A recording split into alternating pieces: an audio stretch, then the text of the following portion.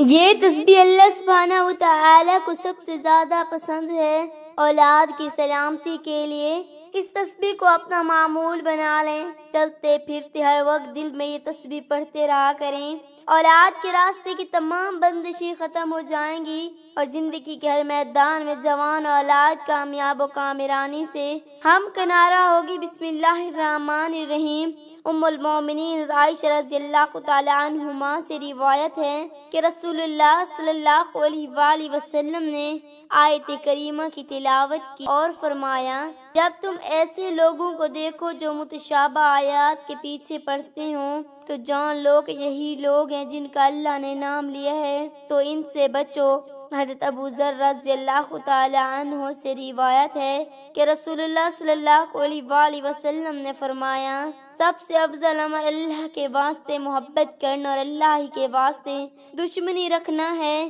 حضرت ابو ہریرہ رضی اللہ تعالی عنہ سے روایت ہے کہ نبی کریم صلی اللہ علیہ وآلہ وسلم نے فرمایا، قرآن کے بارے میں جھگڑنا کفر ہے۔ مقدم بن عدی قرب رضی اللہ تعالی عنہ سے روایت ہے کہ رسول اللہ صلی اللہ علیہ وآلہ وسلم نے فرمایا، سنو مجھے کتاب قرآن دی گئی ہے اور اس کے ساتھ اس کی مثل ایک اور چیز بھی ہے، یعنی سنت قریب ہے کہ ایک آسودہ آدمی اپنے تخت پر ٹیک لگائے ہوئے کہے، اس قرآن کو لازمی پکڑو، جب کچھ تم میں سے حلال پاؤ تو اس کو حلال سمجھو اور جو اس میں حرام پاؤ اس کو حرام سمجھو۔ سنو تمہارے لیے پالتو گدھے کا گوشت حلال نہیں ہے اور نہ کسی نوکیلے دانت والے درندے کا، اور نہ تمہارے لیے کسی ذمی کو پکڑی ہوئی چیز حلال ہے سوائے اس کے کہ اس کا مالک اس سے دستبردار ہو نہ جائے، اور اگر کوئی قوم اس میں قیام کرے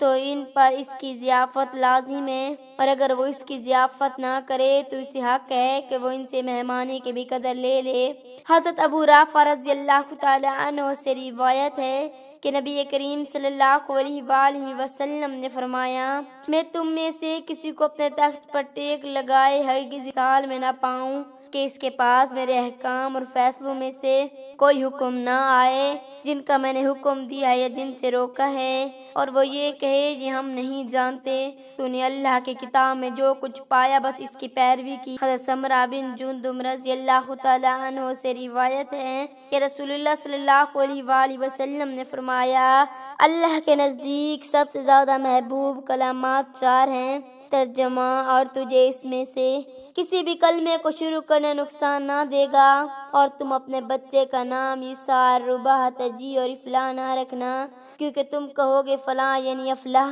اور وہ نہ ہوگا تو کہنے والا کہے گا افلاح کامیاب نہیں۔ اور یاد رکھو یہ الفاظ 4 ہی نہیں ہیں، انہیں زیادہ کے ساتھ میری طرف مسبوط نہ کرنا۔ حضرت ابن عمر رضی اللہ تعالی عنہ سے روایت ہے کہ رسول اللہ صلی اللہ علیہ وآلہ وسلم نے آسیہ کا نام تبدیل کر دیا اور فرمایا تو جمیلہ ہے۔ حضرت ابن عمر رضی اللہ تعالی عنہ سے روایت ہے کہ حضرت عمر رضی اللہ تعالی عنہ کی ایک بیٹی کو آسیہ کہا جاتا تھا، رسول اللہ صلی اللہ علیہ وآلہ وسلم نے اس کا نام جمیلہ رکھا۔ حضرت ابن عباس رضی اللہ تعالی عنہ سے روایت ہے کہ جویریہ کا نام برہ تھا، رسول اللہ صلی اللہ علیہ وآلہ وسلم نے اس کا نام بدل کر جویریہ رکھا، اور آپ صلی اللہ علیہ وآلہ وسلم ناپسند کرتے تھے کہ یہ کہا جائے وہ برہ یعنی نیکی سے نکل گیا۔ حضرت ابو ہریرہ رضی اللہ تعالی عنہ سے روایت ہے کہ زینب کا نام برہ تھا تو اسے کہا گیا کہ وہ از خود پاکیزہ بنتی ہے، تو رسول اللہ صلی اللہ علیہ وآلہ وسلم نے اس کا نام زینب رکھ دیا۔ حضرت ابو ہریرہ رضی اللہ تعالی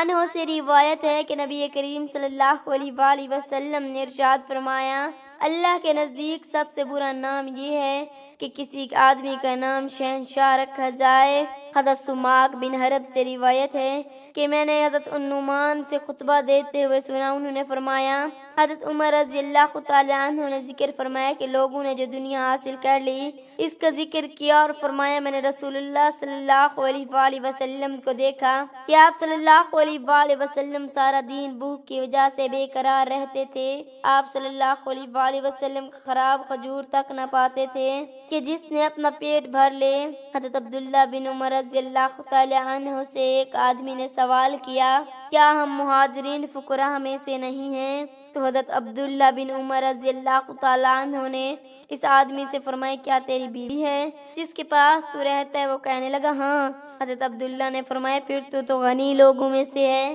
اس آدمی نے کہا میرے پاس ایک خادم بھی ہے۔ عبداللہ نے فرمایا پھر تو بادشاہ میں سے ہے۔ عبد الرحمن فرماتے کہ 3 آدمی حضرت عبداللہ بن عمر رضی اللہ تعالیٰ عنہ کے پاس آئے اور ان میں سے ایک کے پاس موجود تھا۔ وہ عرض کرنے لگا اے ابو محمد اللہ کی قسم ہمارے پاس کچھ نہیں ہے، نہ خرچ ہے، نہ سواری، نہ مال و متاع ہے۔ حضرت عبداللہ نے 3 آدمیوں سے فرمایا تم کیا چاہتے؟ اگر تم یہ چاہتے ہو کہ تمہاری طرف لوٹ آؤں تو ہم تمہیں وہ دیں گے جو اللہ تعالیٰ نے تمہارے لیے تمہارے مقدر میں لکھ دیا ہے، اور اگر تم چاہو تو تمہارا ذکر بادشاہ سے کریں، اور اگر تم چاہو تو صبر کرو، کیونکہ میں نے رسول اللہ صلی اللہ علیہ وآلہ وسلم سے سنا ہے، آپ صلی اللہ علیہ وآلہ وسلم فرماتے ہیں فقراء قیامت کے دن مالداروں سے 40 سال پہلے جنت میں جائیں گے۔ وہ آدمی کہنے لگا ہم لوگ صبر کریں گے اور ہم کو نہیں مانگتے۔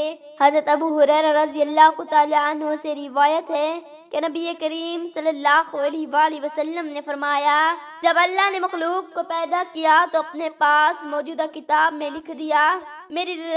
رحمت میرا غصے پر غالب ہوگی۔ حضرت ابو ہریرہ رضی اللہ تعالی عنہ سے روایت ہے کہ رسول اللہ صلی اللہ علیہ وآلہ وسلم نے فرمایا کہ اللہ عز و جل نے فرمایا میں اپنے بندے کے ساتھ وہی معاملہ کرتا ہوں جس کا وہ میرے ساتھ گمان کرتے، جب وہ مجھے یاد کرتے تو میں اس کے ساتھ ہوتا ہوں۔ اللہ کی قسم اللہ اپنے بندے کی توبہ پر اس سے زیادہ خوش ہوتا ہے جتنا تم میں سے کوئی اپنی گمشدہ سواری کو جنگل میں پا لینے سے خوش ہوتا ہے، اور جو ایک بلا شک میرے قریب ہوتا ہے میں 1 ہاتھ اس کے قریب ہوتا ہوں، اور جو 1 ہاتھ میرے قریب ہوتا ہے میں 2 ہاتھ اس کے قریب ہوتا ہوں، اور جو میری طرف چل کر آتا ہے میری رحمت اس کی طرف دوڑ کر آتی ہے۔ حضرت ابو ہریرہ رضی اللہ تعالی عنہ سے روایت ہے کہ رسول اللہ صلی اللہ علیہ وآلہ وسلم نے فرمایا 2 کلمے ہیں جو رحمان کو بہت محبوب ہیں، زبان پر ہلکی ہیں اور میزان قیامت کے دن کے ترازو میں بہت بھاری ہیں،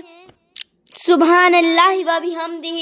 سبحان اللہ العظیم۔ رسول اللہ صلی اللہ علیہ وآلہ وسلم نے خاص طور پر سبحان اللہ و بحمد کے بارے میں فرمایا کہ یہ کلمہ اللہ کو بہت محبوب ہے۔ حضرت ابو ہریرہ رضی اللہ تعالی عنہ سے روایت ہے کہ رسول اللہ صلی اللہ علیہ وآلہ وسلم نے فرمایا جو شخص صبح و شام 100 مرتبہ سبحان اللہ و بحمد کہتا ہے اس کے گناہ معاف کر دیے جاتے ہیں، چاہے وہ سمندر کی جھاگ کے برابر ہی کیوں نہ ہو۔ حضرت ابو ذر رضی اللہ تعالی عنہ سے روایت ہے کہ رسول اللہ صلی اللہ علیہ وآلہ وسلم نے فرمایا کیا میں تمہیں وہ بات نہ بتاؤں جسے اللہ کے نزدیک سب سے زیادہ پسندیدہ کہا جاتا ہے؟ وہ سبحان اللہ و بحمد ہے۔ رسول اللہ صلی اللہ علیہ وآلہ وسلم نے فرمایا جو شخص سبحان اللہ و بحمد کہے اس کے لیے جنت میں ایک کھجور کا درخت لگا دیا جاتا ہے۔ اللہ پاک سے دعا ہے کہ اللہ پاک ہمیں ان تمام احادیث پر عمل کرنے کی توفیق عطا فرمائے، آمین ثم آمین۔